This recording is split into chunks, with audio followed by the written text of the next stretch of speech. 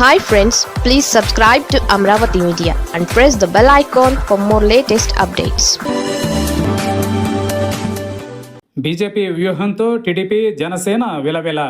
Bharatiya Janata party వ్యూహాత్మకంగా ముందుకు కదులుతోంది.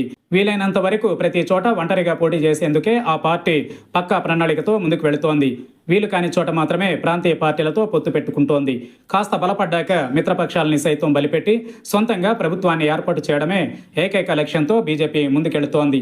ఈ నేపథ్యంలో కేంద్ర హోంశాఖ మంత్రి అమిత్ షా మీడియా చిట్ చాట్లో ఆసక్తికర విషయాలు వెల్లడించారు. ఇక మీదట ప్రతి రాష్ట్రంలోనూ ఒంటరిగా పోటీ చేసి అధికారంలోకి రావాలన్నదే లక్ష్యంగా పెట్టుకున్నామని అన్నారు. ఇందులో భాగంగా తెలంగాణ, పంజాబ్లలో ఒంటరిగా పోటీ చేయాలని అనుకుంటున్నట్టు ఆయన తెలిపారు. దక్షిణాది రాష్ట్రాలపై ప్రత్యేక దృష్టి సారించినట్టు అమిత్ షా తెలిపారు. ఎన్నికలలో బీజేపీ అనుసరించే వ్యూహంపై అమిత్ షా మనసులో మాట టీడీపీ, జనసేన పార్టీల వెన్నులో వణుకు పుట్టించేలా ఉంది. ఆంధ్రప్రదేశ్లో రాజకీయ పరిస్థితి ఎలా ఉందంటే, కేంద్రంలో అధికారం చలాయిస్తున్న బీజేపీ అండదండలు లేకపోతే టీడీపీ, జనసేన కలిసినా వైసీపీని ఎదుర్కోలేమన్న అభిప్రాయం ఉంది. గత ఎన్నికలలో కూడా బీజేపీతో పొత్తు కారణంగా వ్యవస్థల సహకారం కూటమికి అందిందని, అందుకే విజయం సాధించిందన్న చర్చ లేకపోలేదు. ఇతర పార్టీలను బలపరిచేందుకు బీజేపీ ఎప్పటికీ రాజకీయం చేయదు. మరి ముఖ్యంగా ఆంధ్రప్రదేశ్లో వైసీపీతో బీజేపీకి గొడవేమీ లేదు. అలాంటప్పుడు వైసీపీని రాజకీయంగా దెబ్బతీసి టీడీపీ, జనసేనను మరింత స్ట్రాంగ్ చేయడానికి బీజేపీ సిద్ధంగా లేదు. ఏపీలో పాగా వేయాలనేది బీజేపీ బలమైన ఆకాంక్ష. అయితే భావజాలం రీత్యా తమకు అనుకూల ఓటు బ్యాంకు కలిగిన టీడీపీ, జనసేన రాజకీయంగా దెబ్బతింటేనే తాము అడుగు పెట్టడానికి సాధ్యమవుతుందనే అభిప్రాయం బీజేపీలో ఉంది. ఆ రోజు కోసం బీజేపీ ఎదురు చూస్తోందనడంలో ఎలాంటి సందేహం లేదు. అయితే ప్రస్తుత రాజకీయ అవసరాల రీత్యా టీడీపీ, జనసేనతో కలిసి బీజేపీ రాజకీయ ప్రయాణం సాగిస్తోంది. జనసేనకు అంత సీన్ లేదని బీజేపీ పెద్దలకు స్పష్టత ఉంది. జనసేన ఒంటరిగా పోటీ చేస్తే కనీసం పవన్ కూడా గెలిచే పరిస్థితి లేదని అందరికీ తెలుసు.